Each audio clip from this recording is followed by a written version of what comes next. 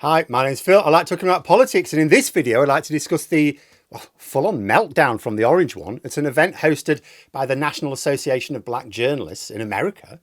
I want to discuss not only Trump's behaviour, but some of the criticism from some members of the association for even featuring him. But I think the decision was justified, and I think it's proven itself. So before I get on to some of Trump's insanely childish behaviour, and some of it was, it was a thing to behold, I caught that there was some criticism of the decision to even invite Trump to attend. I think someone even resigned over the decision. There seems to have been an argument that the convention was effectively platforming, like a populist. I think the reverse was true. Like Nigel Farage a few weeks ago appearing on the Laura Kunsberg show, that was platforming because Farage got to say whatever he wanted, and including objectively false statements, and it wasn't called out. He was allowed to. That's platforming. What happened with the Orange One is he was asked questions by expert journalists who made him so uncomfortable that he ended up leaving about halfway through the scheduled time for the discussion. At one point, Trump was so upset by one of the panelists that in an act of petulance, the likes of which, you would only see of a very badly behaved toddler, he grabbed her water bottle and tightened the cap out of pure spite. Footage of that is absolutely priceless for showing Americans who Trump really is. Because isn't that the job of journalists? To shine a spotlight for the public. Look at this thing here. This is what it is. It would be different if they were just asking him random questions and letting him ramble on about any old shit. But no, they challenged him. And when he said something stupid, they called it out. He did not enjoy the experience. The bottle incident reminds me a little bit of the time when, as actual president, he threw sweets at Chancellor Merkel. Actually threw sweets at another world leader. And I thought, at the time, I'm embarrassed about our leaders on the world stage. My goodness, what must Americans think looking at this? So I would say, no, he wasn't platformed. He was exposed. I can't think of a better showpiece for a journalism convention of any kind than to show a bit of a masterclass in how to speak truth to power, albeit power on hiatus at the moment, and hopefully that's permanently the case. But his childish petulance aside, his responses to some of what would have been, simple enough questions for a genuine politician made Trump tie himself in knots. This was a convention for black journalism, so it will come as no surprise quite a lot of the questions centred around Trump's characterisation and treatment of black people, his attitude towards a black rival in the presidential race, and around why black Americans should vote for him. I mean, he did very badly on all areas. I mean, let's go over a few examples. Like the first one is actually the one that I think gives me the most hope. See, polling right now, tricky to judge. The USA has a first past the post system, so simple voting intentions don't mean a lot. They show that Harris has gained a surge of support, but she began from a very low base. They show she may be nudging ahead of Trump, maybe. It's quite tight. But Republicans almost always lose the popular vote, but they often win the presidency anyway. But my main source of hope is that as the election becomes more imminent and all those key swing voters who are currently trying to ignore politics, really understandably because it's so depressing and toxic, much more so I'd say than even in the UK, they will then start to engage because they want to vote. So they'll have to have a look at their options. And what I'm hoping is that they see the Orange One for the deranged wombat that he is. Trump was asked if he'd pardon the rioters who assaulted police officers. He said, absolutely, I would, if they're innocent. It's like, well, you don't need to pardon someone if they're provably innocent because the court's already acquitted them. And as was pointed out to him, no, they were convicted. So by definition, not deemed innocent in law. And the audience were laughing at this because what a thing to say. Oh, yeah, I'd totally pardon these people if they're innocent. What? So you imagine that and you think, so what would ordinary American voters think when they start paying attention to these sort of answers? Because at the moment, they're not really, are they? And don't imagine because they sort of let him in 2016, they will again in 2024. There's been a lot of talk of Biden's decline. Trump has noticeably declined as well in that time. I don't think he was ever that sharp to begin with.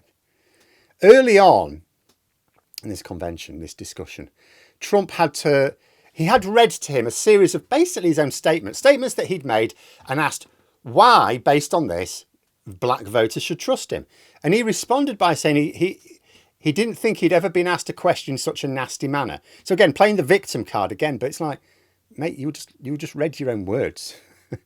He then got into a mess regarding Harris's ethnicity.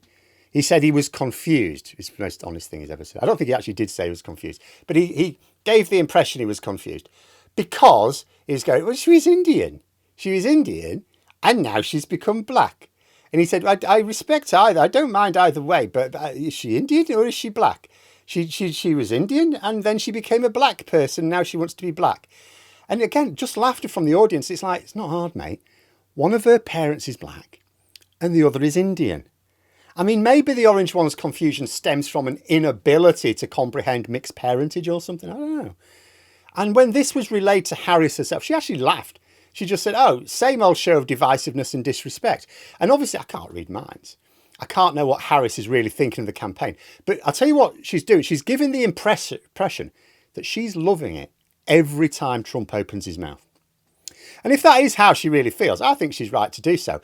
I think Trump is his own worst enemy at the moment. The way Trump and his campaign have completely melted down in the wake of Biden's withdrawal. Like they had it also not. Oh, Sleepy Joe, he can't get things right, can't get names right. All the stuff that Trump can't do either. Oh, he's too old. Basically the same age, mate. Oh, he mixes names up. So do you. And much more. But it doesn't matter. They had their lines. They were working. They were fine. They were comfortable. Now it's all gone. All of it gone. You know, Trump's meltdown has been just as spectacular as Harris's momentum wave. There seems to be a lot of energy around the Democrats now. I'm seeing lots of Republicans really pushing very hard that this election is not about Democrats against Republicans, but Trump against democracy itself. I even saw a tweet from a guy, just a random guy, obviously, who was clearly a committed Republican, very deep into their core beliefs. And he was pleading with Democrats to just not give him a hard time on policy. He was saying, look, we're going to vote for Harris, right? We don't agree with your stance on like gun controls and various other policies. He says, don't bother us with that. Don't give us a hard time, right? We're going to vote for Harris because we understand we have to stop Trump. And these are the people who will ordinarily blindly vote for whoever is the Republican candidate, right? They're committed Republicans, right? But these are the people who are paying attention now. They are interested enough in politics to be part of the toxic quagmire that is populist politics right now and decide that that is not for America. And this is months ahead of the election. And yes, an isolated example. I don't know how many committed Republicans have this view amongst American voters who would normally just vote Republican without even thinking about it and are now going to vote Harris. I certainly don't know how many are in the key swing states, but there is a significant presence of these people, a significant footprint of these views, especially on Twitter, which Musk is turning into a pro-Trump disinformation platform at speed. Remember, Musk in the last week has blocked from Twitter a photographer who took a picture of Donald Trump's ear looking completely unscathed. Just as soon as he posted the picture, delete off my platform. Then deleted another account which had raised $4 million for Harris, although that has been since reinstated. But this is what Musk is doing, is really turning it into a Trump campaign platform. That I can see a significant number of tweets from groups and people who are Republicans going, can't, no, not Trump. Means you have evidence that Trump has lost some core Republican support, which is good because no polling suggests that Harris is likely to get the massive number of votes that Biden got in 2020. So winning is reducing Trump's vote is as important as boosting Harris's. But I just hope and even tentatively expect that when those who don't really pay attention to politics all the time, so they're not really right now, it's horrible, but they do vote. So when they do take a look at what's going on, as the election date gets really close, as it gets to sort of November, or even maybe mid-October, I just think in Trump, they're going to see someone who he makes no sense. There'll be no flies on Harris. She's clever. She seems on top of her brief. She looks very comfortable, very positive. And the best the Republicans have managed to come up with so far as I can tell, is well, she doesn't have kids of her own and she likes cats for some reason. And what we're looking at right now is the Harris campaign as a solo exercise. Haven't picked the running mate yet. If they get the choice of running mate right, then that can surely only boost the campaign more. On the flip side, Trump was having to distance himself from his own running mate. When asked about Vance, he said, oh, the vice president in terms of the election doesn't have an impact. It's like, mate, Vance is not the vice president. Nor does he become the vice president if you don't win the election. Vance is the running mate. They're chosen first and foremost to help the presidential candidate win the election. If Trump is admitting that his running mate is not going to impact the election, doesn't sound like he's confident. Or maybe Trump is just hoping that Vance doesn't impact the election, because right now there's good reason to suppose if he does impact it, it's going to be a negative impact from Trump's point of view. Brilliant for the rest of us. Trump also challenged Harris to a cognitive test duel. Be hilarious, wouldn't it? Can you imagine? He's trying to get out of debating her. Oh, but he'll take part in a cognitive test in a head-to-head with her. I would pay money to watch that. Because remember, this is the guy who he did one a while ago. He claims he took like this some sort of IQ test some years ago and aced it. It wasn't an IQ test. It was a test for cognitive decline, the Montreal Cognitive Assessment. So it's the sort of thing that's supposed to be very, very easy if you don't have cognitive decline, but difficult if you do. He boasted about how he could, they showed me these pictures. I could pick out an elephant. I could pick out a lion, as if this is proof of his genius. I'd love to see a live showdown taking a test that is supposed to challenge you, not just check for obvious decline. But even this test, like maybe he'd even struggle with this test now.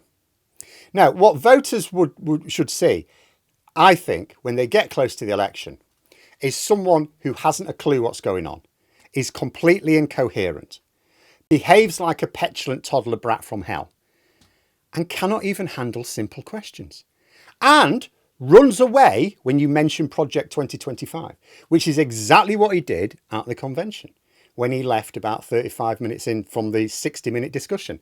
Oh, let's ask about Project 2025. Oh, is that the time? I've got to go. But there we are. Those are my thoughts. If you enjoyed the video, please subscribe for further content and click the like button. You can also sign up for memberships if you'd like to support the channel further. Thanks for watching. Until next time, I'll see you later.